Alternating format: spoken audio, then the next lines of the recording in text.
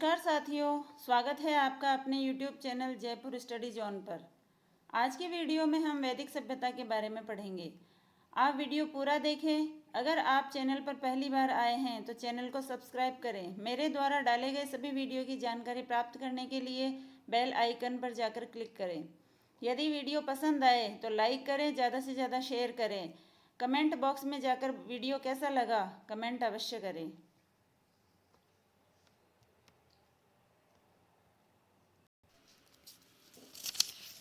साथियों, इस वीडियो में हम वैदिक सभ्यता के बारे में पढ़ेंगे। इससे पहले हमने सिंधु घाटी सभ्यता के 2 वीडियो डाले थे। हमारी कोशिश रहेगी टॉपिक से संबंधित समस्त जानकारी आपको दे सकें। तो साथियों, पढ़ते हैं वैदिक सभ्यता के बारे में।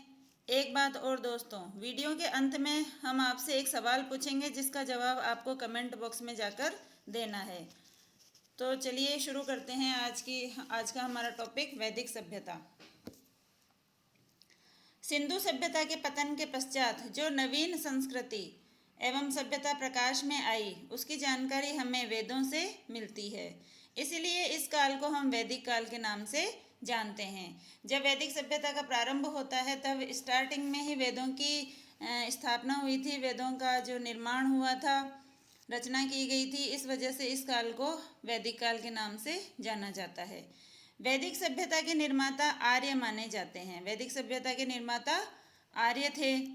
आर्यों के मूल निवास के संदर्भ में विद्वानों में मतभेद है। ये कहाँ से आए थे दोस्तों, इस बारे में विद्वानों में अलग अलग विद्वान अलग अलग मत को मानते हैं। आर्यों के मूल निवास के संदर्भ में विद्वान अलग अलग मत मानते हैं। एक तरफ हमने विद्वानों के नाम दिए हैं और एक तरफ आर्यों के मूल स्थान के बारे में बताया है। तो सबसे पहले देखिए professor Max Muller. Professor Max Muller इन्होंने मध्य एशिया को आर्यों का मूल निवास स्थान बताया है। इन्होंने बताया है कि आर्य जो है वो मध्य एशिया से भारत आए थे। तो कैसे याद करेंगे, मैक्स मूलर में मैं है और मध्य एशिया में भी मैं है। तो मैक्स मध्य, इस तरह से मैक्स मूलर ने मध्य एशिया को आर्यों का मूल स्थान बताया है। दूसरे नंबर पर है बाल गंगाधर तिलक। बाल गंगाधर तिलक ने आर्यों का मूल निवास स्थान उत्तरी ध्रुव को माना है। तो दोस्तों देखो, तिलक कहाँ पर लगाते हैं हम, ऊपर ललाट पर तिलक लगाते हैं। तो तिलक से याद कर लेंगे उत्तर, ऊपर यानी उत्तर दिशा। तो उत्तर दिशा का मतलब उत्तरी ध्रुव। बाल गंगाधर तिलक ने उत्तरी ध्रुव माना है। तीसरा है डॉक्टर अविनाश चंद्र दास। अविनाश चंद्र दास ने सप्त सैंधव प्रदेश को आर्यों का मूल निवास स्थान बताया है कि ये सप्त सैंधव प्रदेश यानी पंजाब के आसपास का जो क्षेत्र था वह सप्त सैंधव प्रदेश कहलाता है। सिंधु नदी और उसकी सहायक नदियों का क्षेत्र। तो अविनाश चंद्र दास ने सप्त सैंधव प्रदेश माना है।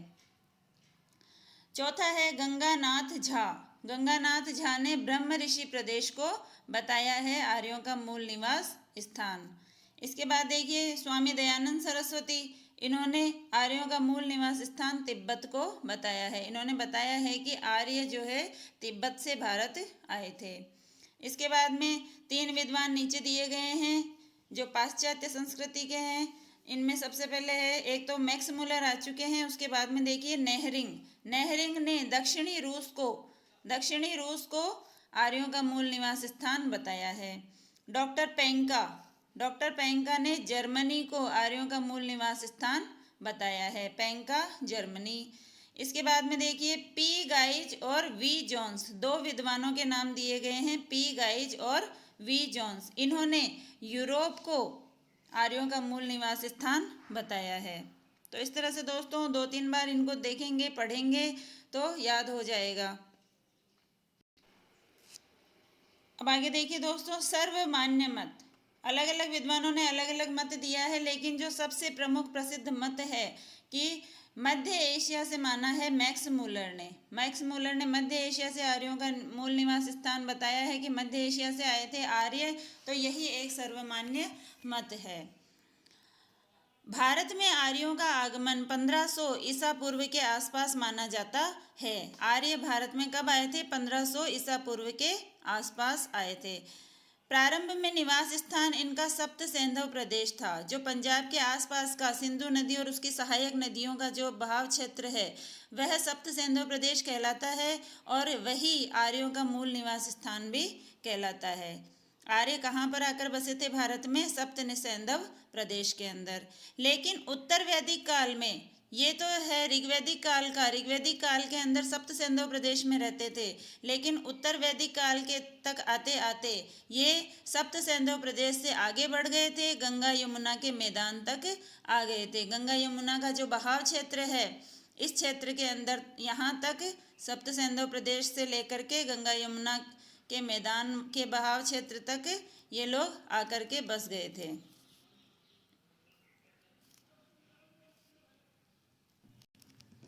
अब देखिए साथियों, वैदिक काल, वैदिक काल का समय है 1500 ईसा पूर्व से लेकर 600 ईसा पूर्व तक। 1500 ईसा पूर्व से 600 ईसा पूर्व वैदिक काल का समय माना जाता है। इसी के आधार पर वैदिक काल को दो भागों में बांटा गया है, एक है ऋग्वैदिक काल और एक है उत्तर वैदिक काल। ऋग्वैदिक काल को हम पूर्व वैदिक काल भी कह सकते हैं, पूर्व वैदिक काल, और दूसरा है उत्तर वैदिक काल। अब ऋग्वैदिक काल या फिर पूर्व वैदिक काल का जो समय है वह है 1500 ईसा पूर्व से 1000 ईसा पूर्व तक का समय ऋग्वैदिक काल का है, और 1000 ईसा पूर्व से लेकर 600 ईसा पूर्व तक का समय उत्तर वैदिक काल का माना जाता है। तो इस प्रकार से वैदिक काल को हम दो भागों में बांट देंगे, ऋग्वैदिक काल और उत्तर वैदिक काल। ऋग्वैदिक काल को पूर्व वैदिक काल भी कहते हैं, और इसका समय है 1500 ईसा पूर्व से 1000 ईसा पूर्व, और उत्तर वैदिक काल का समय है 1000 ईसा पूर्व से 600 ईसा पूर्व।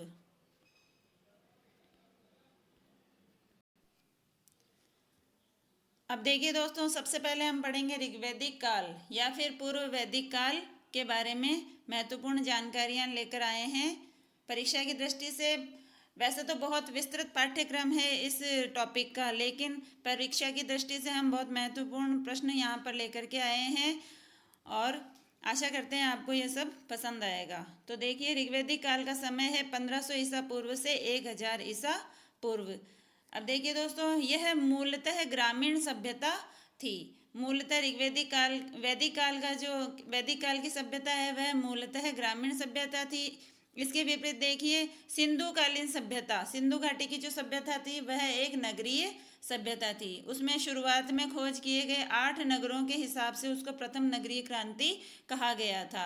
लेकिन देखिए, वैदिक काल में जो सभ्यता थी वह ग्रामीण सभ्यता थी। इस काल की सर्वाधिक महत्वपूर्ण नदी सिंधु थी। इस काल की सर्वाधिक महत्वपूर्ण नदी सिंधु थी पहले नंबर पर, और देखिए दोस्तों, दूसरी सर्वाधिक महत्वपूर्ण नदी सरस्वती थी। ऋग्वैदिक काल में सर्वाधिक वर्णन सिंधु नदी का मिलता है। सर्वाधिक महत्वपूर्ण नदी भी सिंधु है, और सर्वाधिक बार वर्णन ऋग्वेद के अंदर सर्वाधिक वर्णन जो है सिंधु नदी का ही पाया जाता है। पहली नदी महत्वपूर्ण सिंधु हो गई, दूसरी सर्वाधिक महत्वपूर्ण नदी सरस्वती थी, और सरस्वती नदी सबसे पवित्र नदी मानी गई है, और इसी आधार पर इसको नदी तमा भी कहा गया है। नदियों में सर्वश्रेष्ठ, सबसे पवित्र नदी किसको माना गया है? सरस्वती को। तो दो सवाल यहाँ से होते हैं कि सर्वाधिक महत्वपूर्ण नदी का नाम पूछा जाए तो सिंधु नदी हो जाएगा, और सबसे पवित्र नदी पूछा जाए तो सरस्वती हो जाएगा। और पहले नंबर पर सर्वाधिक महत्वपूर्ण नदी सिंधु है, और दूसरे नंबर की सर्वाधिक महत्वपूर्ण नदी सरस्वती है। लेकिन अगर सबसे पवित्र के बारे में पूछा जाए तो सरस्वती नदी हो जाएगा। या फिर पूछ ले कि कौन सी नदी को नदी तमा कहा गया है, तो सरस्वती नदी को नदी तमा कहा गया है। गंगा नदी का ऋग्वेद में एक बार वर्णन मिलता है। आज जिस नदी को हम सबसे पवित्र मानते हैं उसका वर्णन देखिए दोस्तों, ऋग्वेद में केवल एक बार वर्णन मिलता है। यमुना नदी का वर्णन 3 बार, ऋग्वेद के अंदर यमुना नदी का वर्णन 3 बार किया गया है। गंगा नदी का 1 बार और यमुना नदी का 3 बार किया गया है। एक शब्द मिलता है दोस्तों, ब्रह्मावर्त। ब्रह्मावर्त शब्द मिलता है, इसका मतलब हुआ सरस्वती और दृष्टवती नदी के मध्य की पवित्र जो भूमि थी, पवित्र स्थान था, उसको ब्रह्मावर्त कहा गया है ऋग्वेद में। ऋग्वेद में सरस्वती और दृश्यदती नदियों के मध्य का जो पवित्र स्थान है वह क्या कहलाता है दोस्तों? ब्रह्मावर्त कहलाता है। ऋग्वेद में हिमालय एवं उसकी चोटी मूंजवंत का वर्णन भी मिलता है। हिमालय और उसकी चोटी का नाम है मूंजवंत, इसका वर्णन ऋग्वेद में मिलता है। अब देखिए आगे पढ़ेंगे हम ऋग्वेद कालीन नदियाँ। ऋग्वेद में किन किन नदियों का वर्णन मिलता है और आज उनका नाम क्या है और उनका प्राचीन नाम क्या था, तो इस बारे में हम पढ़ेंगे। तो एक तरफ नदियों का नाम दिया गया है, वर्तमान में क्या कहा जाता है और उनका प्राचीन नाम क्या था। एक तरफ प्राचीन नाम दिया गया है, एक तरफ वर्तमान नाम दिया गया है। तो देखिए नदी और उनका प्राचीन नाम। सबसे पहले है सतलज नदी। सतलज नदी शतुद्री, इसका प्राचीन नाम क्या था? शतुद्री। तो स से सतलज और श से शतुद्री, तो सतलज का प्राचीन नाम क्या था? शतुद्री। दूसरी नदी है रावी। रावी को क्या कहा जाता था? परुष्णी। रावी का प्राचीन नाम क्या है? प्ररूषणी। तो अपन कैसे याद रखेंगे? रूषणी। तो रावी रूस गई, रावी क्या है? रूसणी है, तो रावी का प्राचीन नाम क्या हो जाएगा? परुष्णी। इसके बाद में आता है चिनाब। चिनाब को क्या कहा जाता था? अस्किनी। चिनाब को क्या कहा जाता था? अस्किनी। चिनाब का प्राचीन नाम हो जाएगा अस्किनी। इसके बाद में झेलम। झेलम का प्राचीन नाम है वितत्सा। झेलम का क्या नाम है? वितत्सा झेलम का प्राचीन नाम है। इसके बाद में देखिए व्यास।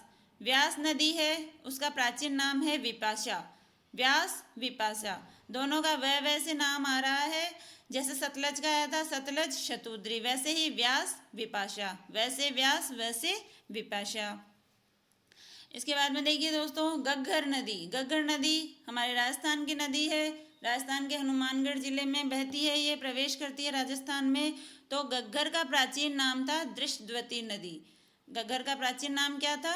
दृशद्वती नदी।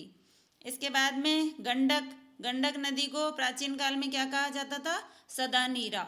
सदा नीरा कहा जाता था गंडक नदी को। इसके बाद में देखिए सर्वाधिक महत्वपूर्ण नदी सिंधु नदी। तो देखिए सिंधु नदी वर्तमान नाम है और प्राचीन नाम क्या था? सिंध या फिर इंडस। सिंधु नदी का प्राचीन नाम था सिंध कहते थे या फिर इंडस नदी कहा जाता था। तो ये देखिए ये नदियां हैं और इनके ये प्राचीन नाम दिए गए हैं। 2-3 बार इनको बोलोगे दोस्तों तो अच्छे से याद हो जाएगा। अब ऋग्वेदिक काल की देखिए राजनीतिक व्यवस्था पढ़ते हैं हम। ऋग्वेद काल में क्या क्या होता था राजनीति के अंदर। एक शब्द मिलता है पंचजन्य। पंचजन्य यानी आर्यों के 5 कबीले। ऋग्वेदिक काल में आर्यों के 5 कबीले थे, उन कबीलों के आधार पर इन कबीलों को पंचजन्य कहा गया है। कौन कौन से थे ये कबीले? अनु, द्रुह, पुरु, तुर्वश, यदु। अनु, द्रुह, पुरु, तुर्वश और यदु, इस तरह से ये 5 कबीले थे आर्यों को, जिनको मिलाकर के एक नाम दे दिया गया पंचजन्य। और ये कब कहा गया था? ऋग्वेदिक काल के अंदर। अब देखिए राजनीतिक व्यवस्था के अंदर राजनीतिक इकाई। राज्य के अंदर जो इकाइयाँ चलती थी उसमें देखिए एक तरफ तो राजनीतिक इकाई है और एक तरफ मुखिया दिए गए हैं। तो सबसे छोटी जो इकाई होती थी वह थी परिवार। और परिवार को क्या कहा जाता था? कुल। परिवार को क्या कहा जाता था? कुल। तो कुल जब कहा जाता था तो इसके मुखिया का नाम कुल से ही हो जाएगा कुलप।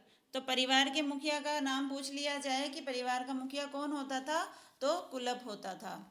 अब देखिए दोस्तों सबसे छोटी इकाई परिवार था, तो अनेक परिवारों को मिलाकर के एक ग्राम बनता है। अनेक परिवारों का जो समूह होता है उसको ग्राम कहते हैं। तो ग्राम से इसका मुखिया क्या हो जाएगा? ग्रामणी हो जाएगा। ग्राम से ही ग्रामणी बन जाएगा। इसके बाद में ग्राम के बाद में आता है विश। तो अनेक गांवों का समूह, अनेक गांव मिलकर के विश का निर्माण करते थे और विश के जो मुखिया होते थे उनको क्या कहा गया है? विशपति कहा गया है।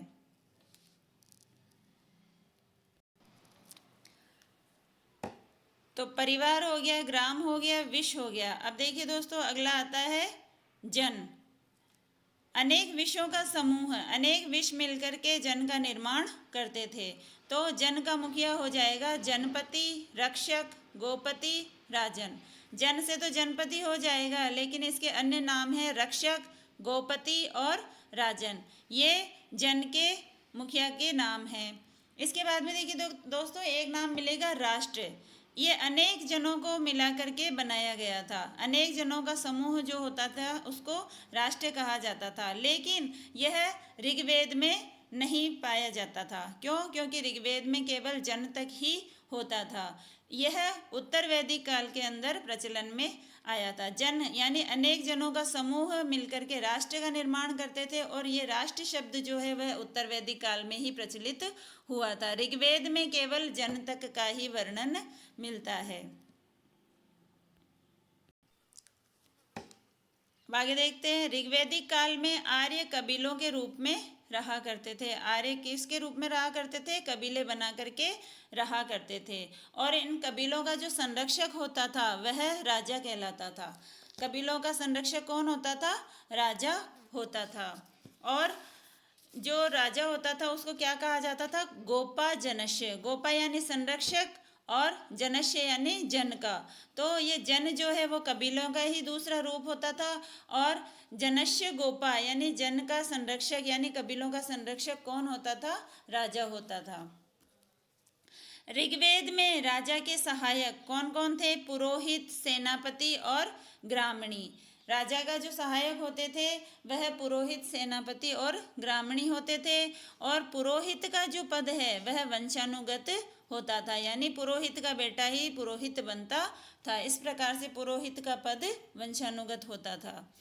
राजा की सहायता करने के लिए, राजा को उसके कार्यों की सहायता करने के लिए मंत्री होते थे, और मंत्रियों को क्या कहा जाता था? रत्नी या रत्निन कहा जाता था। सवाल पूछ लिया जाता है, वेरी इंपॉर्टेंट है, कई बार पूछा गया सवाल है कि राजा की सहायता के लिए जो मंत्री होते थे वह क्या कहलाते थे? तो रत्नी कहलाते थे। और राजा समेत कुल 12 रत्नी होते थे। राजा समेत राज्य के अंदर, जन के अंदर 12 रत्नी होते थे। अन्य अधिकारी पुरप, दुर्गपति, दुर्ग की रक्षा का जो करने वाला जो व्यक्ति होता था उसको पुरप कहा जाता था। स्पष्ट, गुप्तचर, राजा राज्य की जानकारी लेने के लिए जो गुप्तचर लगा करके रखता था उनको क्या कहा जाता था? स्पष्ट कहा जाता था। एक है ब्राजपति। ब्राजपति जो है गोचर भूमि का अधिकारी होता था। गायें जो जहाँ पर चरती थी उस भूमि का जो अधिकारी होता था, देख रेख करने वाला, उसको क्या कहा जाता था? ब्राजपति कहा जाता था।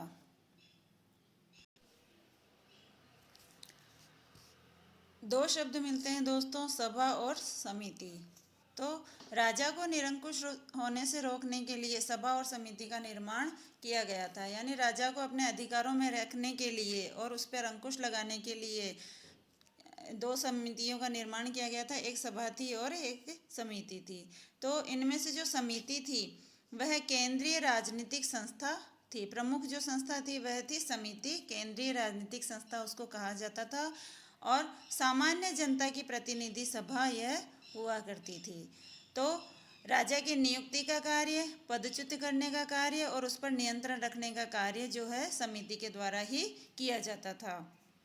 और समिति का जो सभापति होता था उसको ईशान कहा जाता था। समिति का जो सभापति था वह ईशान कहलाता था।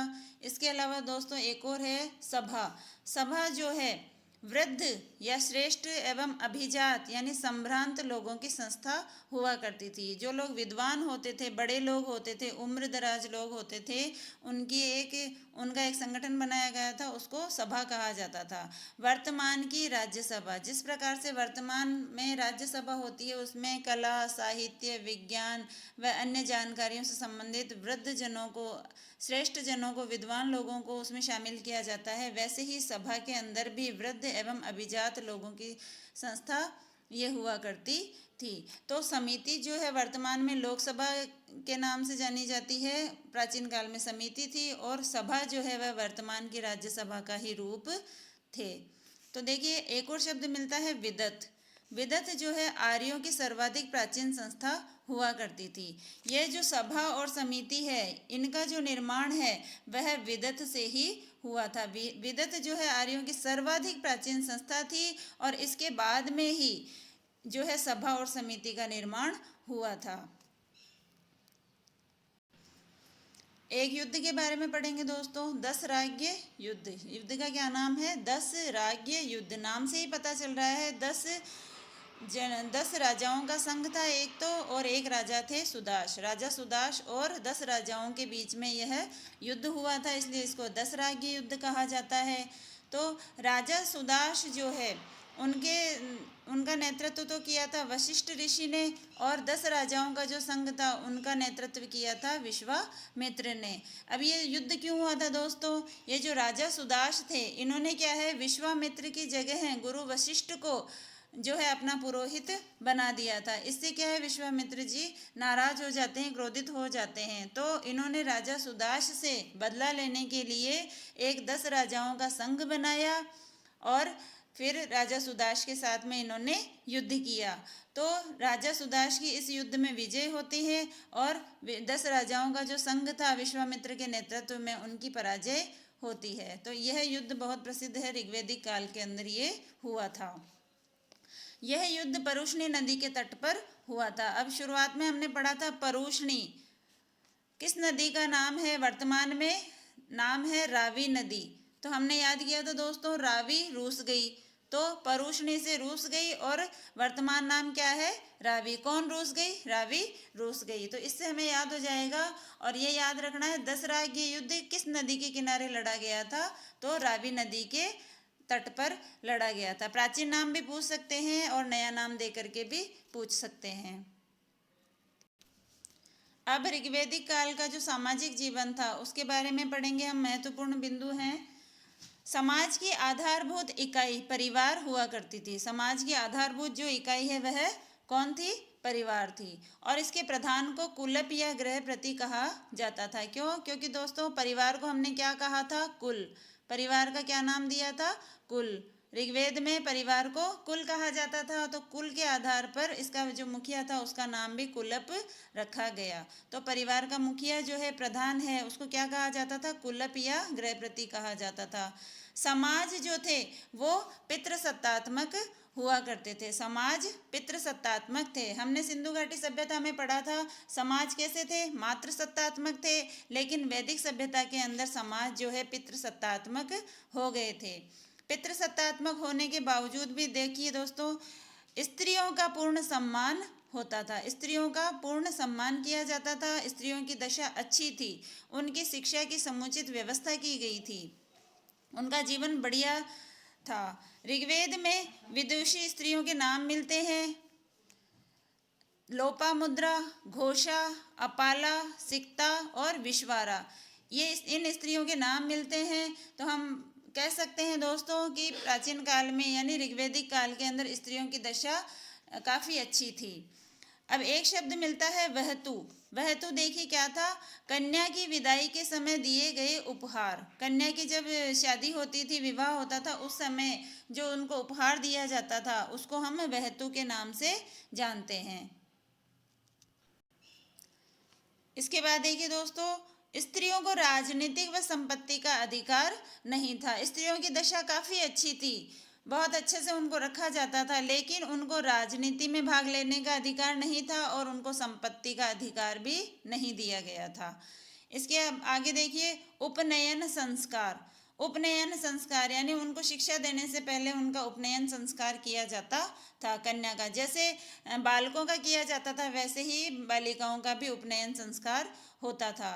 यज्ञ का अधिकार, यज्ञ में उनको भाग लेने का अधिकार हुआ करता था। तो कुल मिलाकर दोस्तों स्त्रियों की दशा ऋग्वैदिक काल में बहुत ही सम्मानजनक थी। तो ऋग्वैदिक काल में संयुक्त परिवार प्रथा भी थी। सिंधु घाटी सभ्यता में हमने पढ़ा था, वहाँ पर एकल परिवार हुआ करते थे। इसके विपरीत वैदिक सभ्यता के अंदर संयुक्त परिवार प्रथा पाई जाती थी। सब लोग मिलजुल करके रहते थे। बाल विवाह और पर्दा प्रथा नहीं थी। बाल विवाह और पर्दा प्रथा नहीं होते थे। नियोग प्रथा व दास प्रथा प्रचलित थी। ये 2 प्रकार की प्रथाएं उस समय चला करती थी। एक शब्द मिलता है अमाजू। अमाजू जो है आजीवन अविवाहित रहने वाली कन्याएं कहलाती थी। आजीवन जो विवाह नहीं करती थी, अविवाहित रहती थी, उन कन्याओं को क्या कहा जाता था? अमाजू कहा जाता था। 3 प्रकार के वस्त्र पहने जाते थे उस समय, वास, अधिवास और नीवी। 3 प्रकार के वस्त्र पहने जाते थे। देखिए दोस्तों, वास जो है यह ब्राह्मणों का वस्त्र होता था। किनका वस्त्र होता था? ब्राह्मणों का वस्त्र होता था। ब्राह्मण जो है मृग चर्म के वस्त्र पहनते थे, उनको हम वास कहते थे। एक है अधिवास। अधिवास जो है क्षत्रियों के द्वारा पहने जाने वाले सूत के वस्त्र, क्षत्रियों के द्वारा पहने जाते थे सूत के वस्त्र, उनको अधिवास कहा जाता था। और एक नाम है नीवी। नीवी जो है वह वेश्यों के द्वारा पहने जाने वाले वस्त्र, रेशम के वस्त्र, रेशम के जो वस्त्र वेश्य पहना करते थे उनको नीवी कहा जाता था। और अधिवास क्षत्रियों के द्वारा सूत के वस्त्र पहने जाते थे उनको कहा जाता है। और वास ब्राह्मणों के द्वारा मृग चर्म के जो वस्त्र पहने जाते थे उनको वास कहा जाता था। एक शब्द और मिलता है उष्णिन। उष्णिन सिर पर धारण करने वाली पगड़ी। उस समय जो सिर पर पगड़ी पहनी जाती थी उसको क्या कहा जाता था? उष्णिन कहा जाता था। ऋग्वैदिक काल का आर्थिक जीवन, इसमें पढ़ेंगे दोस्तों हम। ऋग्वैदिक काल का प्रमुख व्यवसाय पशुपालन और दूसरा व्यवसाय कृषि था। ऋग्वैदिक काल के अंदर सबसे पहला जो व्यवसाय था वह पशुपालन पर जोर दिया गया था और दूसरा जो व्यवसाय था वह कृषि था। सिंधु सभ्यता के अंदर इसके विपरीत था दोस्तों, पहला व्यवसाय कृषि था और दूसरा व्यवसाय पशुपालन था। लेकिन वैदिक सभ्यता में पशुपालन पहले नंबर पर आ गया था और दूसरे नंबर पर कृषि व्यवसाय किया जाता था। कई प्रकार के शिल्पियों का वर्णन किया गया है ऋग्वेद में, जैसे बढ़ई, रथकार, बुनकर, चर्मकार और कुम्हार। तो इन शिल्पियों के अंदर देखिए दोस्तों, ये जो बढ़ई है उनको शिल्पियों का मुखिया बताया गया है। ऋग्वेद के अंदर बढ़ई को शिल्पियों का मुखिया बताया गया है। लोहे से अपरिचित थे। लोहे से सिंधुवासी भी अपरिचित थे और ऋग्वैदिक काल के लोग भी अपरिचित थे। लेकिन देखिए उत्तर वैदिक काल तक आते आते ये लोग लोहे से परिचित हो जाएंगे। क्यों? क्योंकि लोहे का जो आविष्कार है, खोज है, वह लोहे की जो खोज है वह 1000 ईसा पूर्व के आसपास हो जाती है। तो उत्तर वैदिक काल में लोग लोहे से परिचित हो जाएंगे। एक शब्द मिलता है अयस। इस शब्द के प्रयोग से प्रकट होता है कि उन्हें धातु कर्म की जानकारी भी थी। उस समय कौन कौन सी धातुएं चलती थी, उनसे क्या क्या बनाया जाता था, इस तरह की जानकारी उनको थी। इसके अलावा देखिए पणी। व्यापारियों को क्या कहा जाता था? पणी कहा जाता था। व्यापारियों का नाम था उस समय पणी। सवाल आ जाए दोस्तों कि ऋग्वैदिक काल के अंदर व्यापारियों को क्या कहा जाता था, तो पणी कहा जाता था। व्यापार का माध्यम वस्तु विनिमय था। व्यापार करने का माध्यम, उस समय मुद्रा का प्रचलन नहीं था, सिंधु सभ्यता में भी नहीं था। तो व्यापार करने का जो माध्यम है, लोग जो है व्यापार कैसे करते थे? वस्तुओं का आदान प्रदान करके। क्रय विक्रय का माध्यम क्या था? वस्तु विनिमय था। जिसको जिस वस्तु की जरूरत होती थी उस हिसाब से दे करके ये लोग क्रय विक्रय किया करते थे। एक शब्द मिलता है बलि। प्रजा द्वारा राजा को दिया गया, स्वेच्छा से दिया गया अंश। जो प्रजा अपनी इच्छा से राजा को अपने जो कर वगैरह दिया करती थी उसको क्या कहा जाता था? बलि कहा जाता था। ये स्वेच्छा से दिया जाता था। एक शब्द आता है बेकनाट। यह था ऋणदाता और सूदखोर। जो लोगों को ऋण देने का काम करता था उसको बेकनाट कहते थे और इसका एक नाम और मिलता है सूदखोर। इसके बाद में देखिए दोस्तों पशुपालन। पशुपालन में घोड़ा आर्यों का महत्वपूर्ण पशु था। देखिए दोस्तों, हम पढ़ते हैं वैदिक काल में अनेक युद्धों के बारे में हमने पढ़ा है। तो युद्ध के राजा किस पर बैठ कर जाता था? घोड़े के ऊपर बैठता था। तो घोड़ा जो है वह आर्यों का महत्वपूर्ण पशु था। इसके अलावा अन्य जानवरों का वर्णन मिलता है। हाथी, ऊंट, बैल, गाय, भेड़ और बकरी।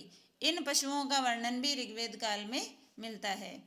अब देखिए गाय, अघन्या कहा गया है गाय को। अघन्या का क्या मतलब होता है? न मारने योग्य। गाय को ऋग्वैदिक काल में, वैदिक सभ्यता में, संपूर्ण वैदिक सभ्यता में बहुत ही पवित्र पशु माना गया है, इसलिए उसको अघन्या भी कहा गया है। यानी इसका अर्थ है न मारने योग्य, यानी गाय को मारा नहीं जा सकता था। उस समय पाप समझा जाता था गाय को मारना। ऋग्वैदिक काल का धार्मिक जीवन देखेंगे हम। तो प्रकृति के प्रतिनिधि के रूप में आर्यों के देवताओं की 3 श्रेणियां बताई गई थी। आर्यों के जो देवता थे उनको 3 भागों में बांटा गया था। इनमें देखिए, आकाश के देवता, अंतरिक्ष के देवता और पृथ्वी के देवता, 3 प्रकार बताए गए हैं आर्यों के देवताओं के, जिसमें सबसे पहले आकाश के देवता कौन कौन थे देखिए, सूर्य, वरुण, मित्र, पूषण, विष्णु, सवित्र, आदित्य, उषा, अश्विन आदि। ये सभी देवता जो है आकाश के देवता थे। इसके अलावा अंतरिक्ष के देवता देखिए, इंद्र, रुद्र, मरुत, वायु, पर्जन्य, आपह, मातरिश्वन, ये देवता जो है अंतरिक्ष के देवता थे। पृथ्वी के देवता देखिए दोस्तों, अग्नि, सोम, पृथ्वी, बृहस्पति और सरस्वती, ये पृथ्वी के देवता थे। अग्नि, सोम, पृथ्वी, बृहस्पति और सरस्वती। अंतरिक्ष के देवता थे इंद्र, रुद्र, मरुत, वायु, पर्जन्य, आपह और मातृश्वन। आकाश के देवता थे सूर्य, वरुण, मित्र, पूषण, विष्णु, सवित्र, आदित्य, उषा और अश्विन। इस तरह से दोस्तों आर्यों के देवताओं को 3 भागों में बांटा गया था। 2-3 बार इनको पढ़ेंगे तो हमारे ध्यान में ये अवश्य आ जाएंगे। अब इन देवताओं का थोड़ा थोड़ा वर्णन हम देख लेते हैं। सबसे पहले इंद्र। इंद्र को देखो पुरंदर कहा जाता था। इंद्र को क्या कहा जाता था? पुरंदर कहा जाता था। सबसे महत्वपूर्ण देवता थे। ऋग्वैदिक काल के जो सबसे महत्वपूर्ण देवता थे वो थे इंद्र। इनको वर्षा का देवता कहा गया है। वर्षा का देवता कहा गया है और सबसे महत्वपूर्ण देवता है। तो देखिए इनका 250 बार ऋग्वेद में उल्लेख भी मिलता है। सबसे महत्वपूर्ण देवता थे, वर्षा के देवता हैं, तो इंद्र का जो है ऋग्वैदिक काल में 250 बार वर्णन मिलता है। अग्नि दूसरा महत्वपूर्ण देवता, यानी दूसरे महत्वपूर्ण देवता थे अग्नि। इनका ऋग्वैदिक काल में ऋग्वेद के अंदर 200 बार वर्णन मिलता है। इंद्र का 250 बार और अग्नि का 200 बार वर्णन मिलता है। तीसरे देवता हैं वरुण। तीसरे महत्वपूर्ण देवता हैं वरुण। ऋग्वैदिक काल के तीसरे महत्वपूर्ण देवता थे वरुण। इनको पृथ्वी पर संपूर्ण जल निधि का प्रतिनिधि बताया गया है। देखो दोस्तों, वर्षा का देवता तो इंद्र को बताया गया है, लेकिन उसके अलावा जितने भी जल के प्रकार हैं, जल इकट्ठा करने के जो साधन हैं, उन सब का प्रतिनिधि किनको बताया गया है? उनका रक्षक किसको बताया गया है? वरुण को बताया गया है। ऋतस्य गोपा, इनको वरुण को जो है ऋतस्य गोपा भी कहा गया है। यानी कि ये जो सृष्टि है इसकी नियमितता को बनाए रखने का कार्य कौन करते थे? वरुण करते थे। तो ऋत का अर्थ है सृष्टि की नियमितता को बनाए रखना। और देखिए दोस्तों, इनको ऋतस्य गोपा कहा गया है, यानी कि ऋत का स्वामी, ऋत का रक्षक कहा गया है। इस प्रकार से देखिए दोस्तों, आगे हम देखेंगे ऋत का जो शाब्दिक अर्थ है वह होता है सत्य या अविनाशी सत्ता, जिसका कभी नाश नहीं हो सकता, जो प्राकृतिक है। तो प्रकृति से संबंधित जितनी भी चीज़ें हैं उनके जो रक्षक हैं वो वरुण थे। इसके बाद में आते हैं मरुत। मरुत थे आंधी तूफान के देवता। आंधी तूफान के देवता पूछ लिया जाए तो कौन हो जाएंगे? मरुत हो जाएंगे। एक है पूषण। पूषण पशुओं का देवता। पैसे पूषण, पैसे पशुओं का देवता। अब यही देवता जो है उत्तर वैदिक काल में शूद्रों के देवता बन जाएंगे। पूषण ऋग्वैदिक काल में पशुओं के देवता थे और उत्तर वैदिक काल में ये शूद्रों के देवता बन जाएंगे। सोम, आगे पढ़ते हैं हम। सोम वनस्पतियों का देवता और पेय पदार्थों का देवता। समस्त प्रकार के पेय पदार्थ और समस्त वनस्पतियों के देवता कौन थे? सोम थे। इसके अलावा देखिए दोस्तों, सविता, गायत्री मंत्र इन्हीं को समर्पित है। सविता यानी सूर्य, जो गायत्री मंत्र है वह सूर्य को समर्पित है, सूर्य के बारे में बताया गया है। तो इसका वर्णन जो है ऋग्वेद के 3रे मंडल में इसका उल्लेख किया गया है। पूछते हैं सवाल, गायत्री मंत्र का उल्लेख ऋग्वेद की कौन से मंडल में है? तो 3रे मंडल में है। वेरी इंपॉर्टेंट है दोस्तों। इसके अलावा अश्विन चिकित्सक देवता थे। चिकित्सा के देवता कौन थे? अश्विन थे। एक है अरण्यानी। अरण्यानी नाम से ही पता चल रहा है, अरण्य मतलब जंगल, तो जंगल की देवी कौन थी? अरण्यानी थी। इसके बाद में देखिए हम अन्य महत्वपूर्ण बिंदु पढ़ेंगे ऋग्वेदिक काल के अंदर। जो महत्वपूर्ण बिंदु है, अन्य महत्वपूर्ण बिंदु ऋग्वेदिक काल के अंदर कुछ बिंदु रह गए हैं दोस्तों, जो परीक्षा की दृष्टि से बहुत इंपॉर्टेंट है, उनको हम अलग से बता रहे हैं, आप इनको नोट डाउन कर लेना। ऋग्वेदिक काल में वर्ण व्यवस्था कर्म पर आधारित थी। कर्म के अनुसार वर्ण व्यवस्था बनती थी। जो ब्राह्मण यानी वेद वेदांगों को पढ़ने का कार्य करते थे, जो विद्वान लोग होते थे, उनको ब्राह्मण कहा जाता था। जो अस्त्र शस्त्र चलाने में पारंगत होते थे, उनको क्षत्रिय कहा जाता था। जो व्यापार वाणिज्य करते थे, उनको वैश्य कहा जाता था। और जो इनकी सेवा करते थे, उनको शूद्र कहा जाता था। तो ऋग्वेदिक काल में जो वर्ण व्यवस्था थी वह कर्म पर आधारित थी, लेकिन यही वर्ण व्यवस्था उत्तर वैदिक काल में जन्म पर आधारित हो जाएगी। आगे जाकर हम पढ़ेंगे उत्तर वैदिक काल में यह जन्म पर आधारित हो जाएगी, यानी कि ब्राह्मण का बेटा ब्राह्मण, क्षत्रिय का बेटा क्षत्रिय, वैश्य का पुत्र वैश्य कहलाता था। कर्म से मतलब नहीं होगा वहाँ पर। तो देखिए आगे दोस्तों, इस काल में केवल ऋग्वेद की रचना हुई, बाकी 3 वेदों की रचना उत्तर वैदिक काल में हुई। ऋग्वेदिक काल नाम ही इसलिए पड़ा है क्योंकि इसमें ऋग्वेद की रचना हुई थी। पूर्व वैदिक काल के अंदर ऋग्वेद की रचना हुई थी, इसी आधार पर इसको ऋग्वेदिक काल भी कहा जाता है। और बाकी जो 3 वेद हैं, सामवेद, यजुर्वेद, अथर्ववेद, इन तीनों वेदों की रचनाएं उत्तर वैदिक काल में हुई थी। ऋग्वेदिक काल को सबसे प्राचीन वेद, ऋग्वेद को सबसे प्राचीन, सबसे पहले लिखा गया था, इसलिए सबसे प्राचीन वेद कहा जाता है। परीक्षा में पूछ लिया जाता है सबसे प्राचीन वेद कौन सा है, तो ऋग्वेद हो जाएगा। इसका संकलन किसने किया था? तो कृष्ण द्वैपायन वेद व्यास ने इसका संकलन किया था। ऋग्वेद का जो संकलन है वो किसने किया था? कृष्ण द्वैपायन वेद व्यास ने किया था।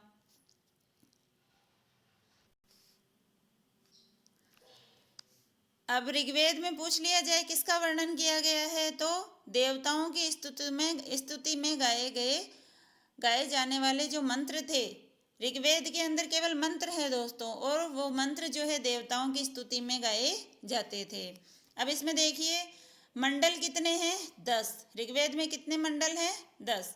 मंत्र देखिए 10,562। अब देखिए दोस्तों, इसमें आपको बहुत मतभेद मिलेगा, विद्वानों में मतभेद है कि ऋग्वेद में कितने मंत्र हैं। कहीं पर 462 बताए जाते हैं, 10,462 बताए जाते हैं, कहीं पर 10,600 बताए जाते हैं। तो इसमें कन्फ्यूजन रहेगा दोस्तों। इस हिसाब से परीक्षा में जैसे भी आए वैसे आपको करके आना है। याद सारे ही, ध्यान में सारे ही रखने हैं। और करीब करीब कई जगह पर मुझे 10,562 मिला था, इस आधार पर मैंने यहाँ पर लिखा है। इसके आगे देखिए सूक्त 1028 इसके अंदर सूक्त बताए गए हैं। मंडल और सूक्त जो है वो बराबर हैं, यही मिलते हैं सब जगह, लेकिन मंत्रों की दृष्टि से देखा जाए तो विद्वानों में मतभेद पाया जाता है।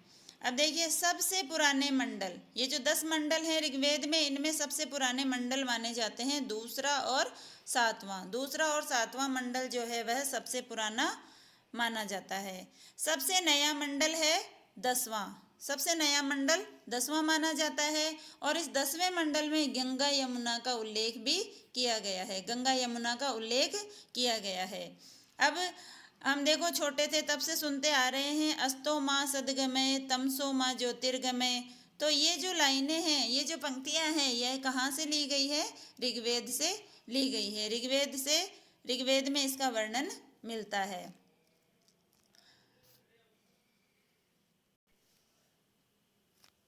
इसके बाद में देखिए दोस्तों गायत्री मंत्र का उल्लेख। गायत्री मंत्र का उल्लेख जो है वह ऋग्वेद के कौन से मंडल में किया गया है? तीसरे मंडल में। ये हमने पहले भी पढ़ा था, ये सूर्य को समर्पित है और यह ऋग्वेद के तीसरे मंडल में इसका वर्णन किया गया है। सविता यानी सूर्य को समर्पित है। इस काल में पुरुष देवताओं की प्रधानता रही, हमने पढ़ा था इंद्र, वरुण, अग्नि, इस तरह से पुरुष देवताओं की प्रधानता इस युग में रही थी। अब दोस्तों यहाँ तक हमारा ऋग्वेद का पूरा हो गया है वर्णन। इसके बाद में हम उत्तर वैदिक काल के बारे में पढ़ेंगे।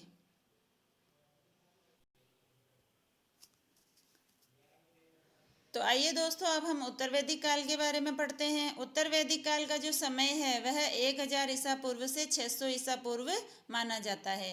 ऋग्वैदिक काल का समय था 1500 ईसा पूर्व से 1000 ईसा पूर्व, और उत्तर वैदिक काल का जो समय है वह माना जाता है 1000 ईसा पूर्व से 600 ईसा पूर्व। अब इसमें देखिए, सामवेद, यजुर्वेद और अथर्ववेद की रचना हुई थी। ऋग्वेद की जो रचना है वह पूर्व वैदिक काल में हो गई थी, और इस उत्तर वैदिक काल में 3 वेदों की रचना हुई, सामवेद, यजुर्वेद और अथर्ववेद की। ब्राह्मण ग्रंथों, आरण्यकों और उपनिषदों की रचना भी उत्तर वैदिक काल में ही हुई थी। ऋग्वेद में वैदिक सभ्यता का जो क्षेत्र था वह सप्त सैंधव प्रदेश था, जो पंजाब के आसपास था, और सिंधु नदी की जो सहायक नदियां हैं, सिंधु नदी और उसकी सहायक नदियों का जो बहाव क्षेत्र था वह माना जाता था। लेकिन देखिए दोस्तों, उत्तर वैदिक काल में पंजाब से बढ़कर के यह पंजाब से आगे आ गए थे, और ये गंगा यमुना दोआब का उत्तरी भाग था, उसके अंदर रहने लग गए थे।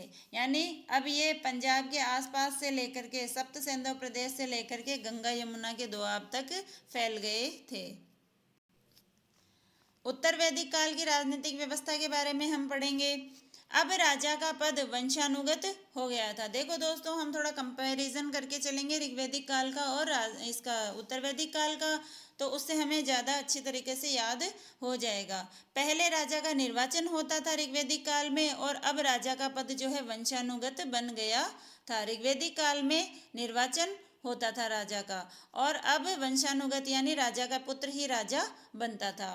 तो इस प्रकार से शासन का जो आधार है वह राजतंत्रात्मक हो गया था। राजा का पुत्र राजा बनेगा तो वो वंशानुगत हो गया, और इसी आधार पर जो शासन का आधार है वह राजतंत्रात्मक हो गया था। ऋग्वेद में गणतंत्रात्मक था। क्यों? क्योंकि देखो यहाँ पर हमने पढ़ा है राजा का जो है निर्वाचन होता था। अब हमने पहले भी पढ़ा था, देखिए दोस्तों, राजनीतिक जो इकाई है वह परिवार, ग्राम, विश्व और जन, उसके बाद में राष्ट्र का निर्माण हुआ था।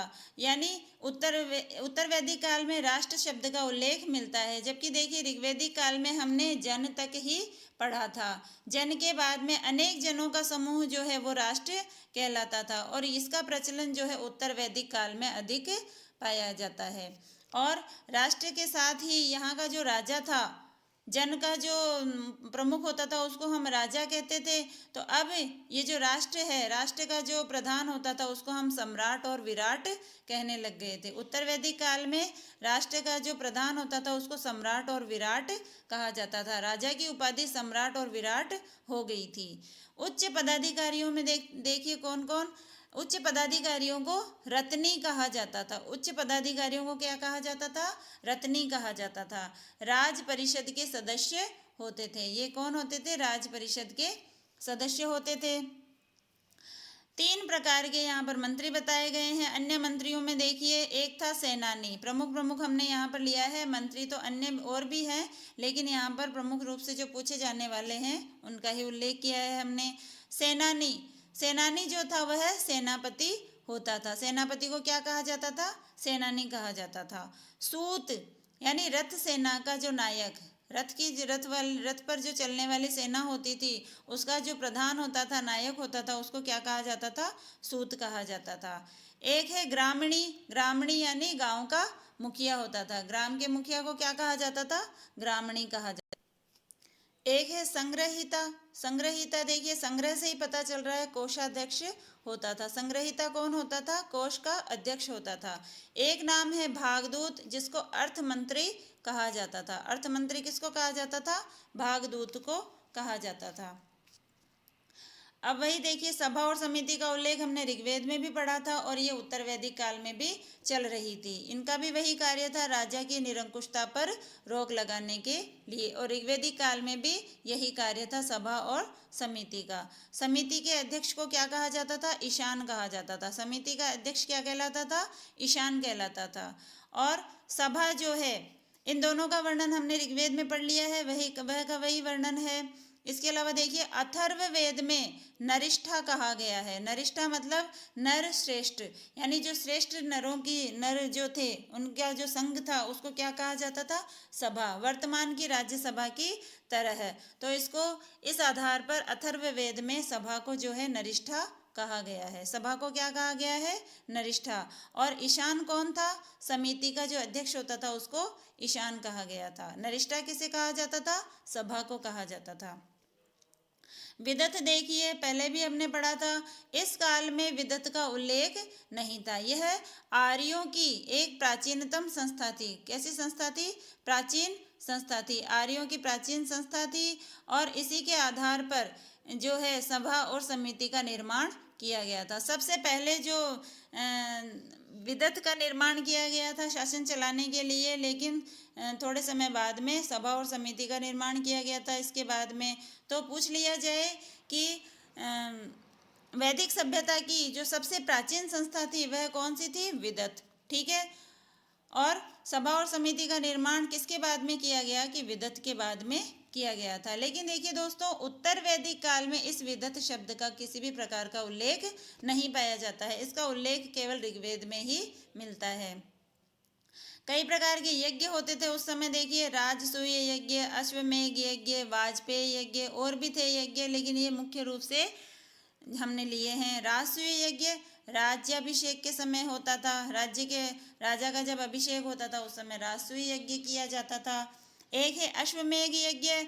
चक्रवर्ती सम्राट, राजा जो है अपने आप को चक्रवर्ती सम्राट घोषित करने के लिए अश्वमेध यज्ञ किया जाता था। इसमें देखिए दोस्तों, एक घोड़ा छोड़ा जाता है। वह घोड़ा जहाँ जहाँ भी जाता है वहाँ के अगर राजा अपनी सहमति से स्वीकृति दे देते हैं तो घोड़ा छोड़ने वाले राजा का अधिकार हो जाता उस क्षेत्र के ऊपर। नहीं तो दोनों राजाओं के बीच में युद्ध होता था। जो विजयी होता था वही उस क्षेत्र का स्वामी बन जाता था। इसके अलावा देखिए वाजपेयी यज्ञ, यह रथों की दौड़ करके राजा अपने आप को सर्वश्रेष्ठ सिद्ध किया करते थे, तब वाजपेयी यज्ञ किया करते थे। अब उत्तर वैदिक काल का सामाजिक जीवन हम पढ़ेंगे।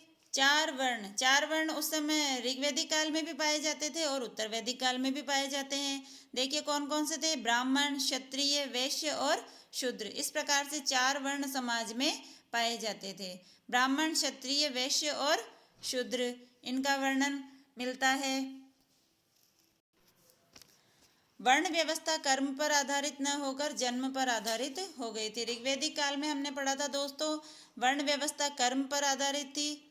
जो जैसा कर्म करता था वैसी ही उसकी जाति बन जाती थी, वर्ण बन जाता था। लेकिन देखिए उत्तर वैदिक काल में यह जन्म पर आधारित हो गई थी। कर्म जरूरी नहीं था। ब्राह्मण का बेटा ब्राह्मण बनता था, क्षत्रिय का बेटा क्षत्रिय बनता था और वैश्य का पुत्र वैश्य, शूद्र का पुत्र शूद्र। जबकि ऋग्वैदिक काल में कर्म पर होता था। जो जैसा कर्म करता था वैसा ही उसका वर्ण बन जाता था। ऐत्रेय ब्राह्मण में चारों वर्णों का उल्लेख मिलता है। ऐत्रेय ब्राह्मण में चारों वर्णों का उल्लेख मिलता है। शतपथ ब्राह्मण में देखिए दोस्तों, क्षत्रियों को ब्राह्मणों से श्रेष्ठ बताया गया है। शतपथ ब्राह्मण में क्षत्रियों को ब्राह्मण से श्रेष्ठ बताया गया है। महिलाओं की स्थिति में यहाँ पर गिरावट आ गई थी। गिरावट का मतलब अब उनका उस तरह का सम्मान नहीं होता था जैसा ऋग्वैदिक काल में स्त्रियों के साथ में होता था। उनकी जो प्रथाएं वगैरह थी वह उनके अंदर बहुत क्लिष्टता आ गई थी। इस तरह से महिलाओं की जो स्थिति थी इतनी सम्मानजनक अब नहीं रह गई थी। आगे हम पढ़ेंगे दोस्तों आर्थिक जीवन। उत्तर वैदिक काल का आर्थिक जीवन देखेंगे हम दोस्तों। मुख्य व्यवसाय कृषि। ऋग्वैदिक काल में पशुपालन था। ऋग्वैदिक काल के अंदर देखिए हमने पहले नंबर पर पशुपालन पढ़ा था और दूसरे नंबर पर कृषि पढ़ा था। जबकि उत्तर वैदिक काल में यही चीज उल्टी हो गई थी। पहले नंबर पर जो है कृषि आ गई थी और दूसरे नंबर पर पशुपालन हो गया था। लोहे से परिचित थे। हमने पहले पढ़ा था इसमें ऋग्वैदिक काल में लोहे से अपरिचित थे लोग। क्यों? क्योंकि 1000 ईसा पूर्व के आसपास लोहे की खोज की गई थी। तो 1000 ईस्वी पूर्व हमने उत्तर वैदिक काल का समय पढ़ा है। तो देखिए उत्तर वैदिक काल में लोग लोहे से परिचित थे। लेकिन ऋग्वैदिक काल में लोहे से परिचित नहीं थे। अब आगे देखिए दोस्तों, 24 बैलों द्वारा खींचे जाने वाले हल का उल्लेख मिलता है। उत्तर वैदिक काल में 24 बैलों के द्वारा खींचे जाने वाले हल का उल्लेख मिलता है और इसका उल्लेख कहाँ पर दिया गया है? काठक संहिता में दिया गया है। इसी प्रकार से अनेक प्रकार के अनाजों का वर्णन किया गया है और यह वर्णन यजुर्वेद में किया गया है। देखिए, ब्रीही, ब्रीही किसको कहा गया है?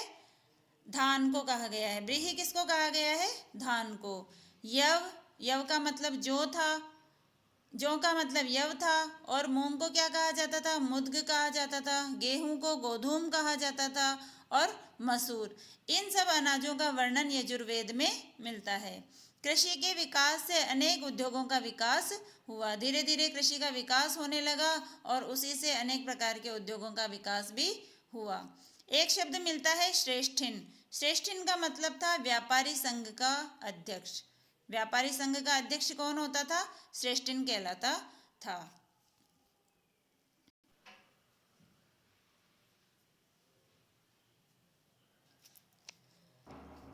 श्रेष्ठिन के बाद में देखिए दोस्तों, सूदखोर। सूदखोर को कुसीदीन कहा गया था। सूदखोर को क्या कहा जाता था?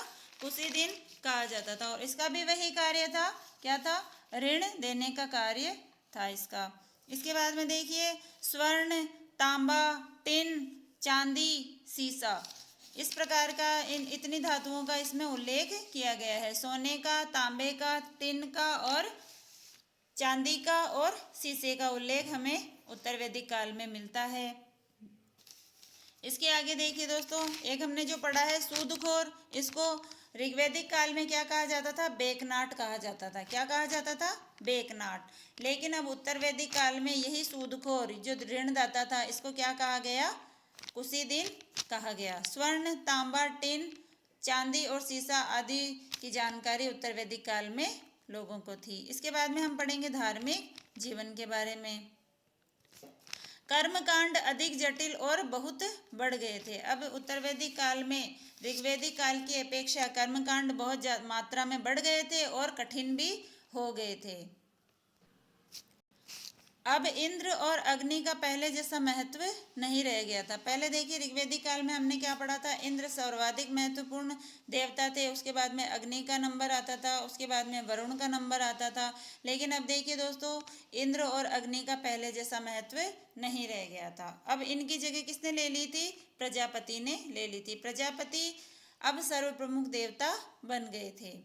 बलि को प्राथमिकता दी गई। अब उत्तर वैदिक काल में पशु बलि को प्राथमिकता दी गई थी। बहुत मात्रा में बलि देने का कार्य होता था। विष्णु को सर्व संरक्षक के रूप में पूजा गया, यानी सबकी सुरक्षा करने का दायित्व किस देवता पर था? विष्णु पर था।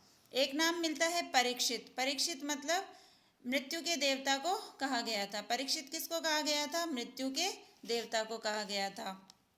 इंपॉर्टेंट है दोस्तों, पूछ लिया जाए मृत्यु के देवता कौन थे उत्तर वैदिक काल में, तो परीक्षित थे। सर्व प्रमुख धार्मिक क्रिया, सबसे प्रमुख जो धार्मिक क्रिया थी उत्तर वैदिक काल में वह कौन सी थी? यज्ञ करवाना। यज्ञ करना अब सबसे प्रमुख धार्मिक क्रिया बन गई थी। अंधविश्वासों का प्रादुर्भाव हुआ। अब उत्तर वैदिक काल में अंधविश्वासों की भी शुरुआत हुई। अंधविश्वास करने लग गए थे लोग और बहुत मात्रा में ये बढ़ गया था। आगे देखिए, इंपॉर्टेंट है दोस्तों, ब्राह्मण ग्रंथों, आरण्यकों एवं उपनिषदों की रचना कब हुई थी? पूछ लिया जाए कि ब्राह्मण ग्रंथों, आरण्यकों एवं उपनिषदों की रचना किस काल में हुई? तो उत्तर वैदिक काल में हुई थी। अब देखिए दोस्तों, इंपॉर्टेंट है पूषण। ऋग्वैदिक काल में भी हमने पढ़ा था पूषण का वर्णन और अब भी पढ़ रहे हैं। लेकिन अंतर इतना सा है कि ऋग्वैदिक काल में ये पशुओं के देवता थे और अब उत्तर वैदिक काल में ये किसके देवता हो गए थे? शूद्रों के देवता हो गए थे। तो ऋग्वैदिक काल में हम पहले पढ़ेंगे पैसे, पूषण, पैसे पशुओं का देवता, लेकिन अब उत्तर वैदिक काल में ये शूद्रों के देवता बन गए थे। तो इस प्रकार से दोस्तों हमने ऋग्वैदिक काल के बारे में पढ़ा और उत्तर वैदिक काल के बारे में पढ़ा। तो साथियों, आज हमने वैदिक सभ्यता के टॉपिक में ऋग्वैदिक काल और उत्तर वैदिक काल के बारे में जानकारी ली। वैसे टॉपिक बहुत विस्तृत है, मगर हमने परीक्षा की दृष्टि से महत्वपूर्ण बिंदु यहाँ बताए हैं। तो मिलते हैं साथियों अगले वीडियो में। लेकिन जैसा कि पहले बताया था कि वीडियो के अंत में एक हम सवाल भी पूछेंगे। तो आज का हमारा सवाल है दोस्तों, गायत्री मंत्र का उल्लेख ऋग्वेद के कौन से मंडल में किया गया है? पहला, दूसरा, तीसरा, चौथा। तो सवाल दोबारा देखिए, गायत्री मंत्र का उल्लेख ऋग्वेद के कौन से मंडल में किया गया है? इसका जवाब आप कमेंट बॉक्स में जा कर के दें। तो देखते रहिए दोस्तों, लाइक करते रहें और हमारे वीडियो को और सब्सक्राइब करें, हमारे चैनल को शेयर करें, कमेंट अवश्य करें और बताएं कैसा लगा वीडियो। तब तक के लिए धन्यवाद दोस्तों।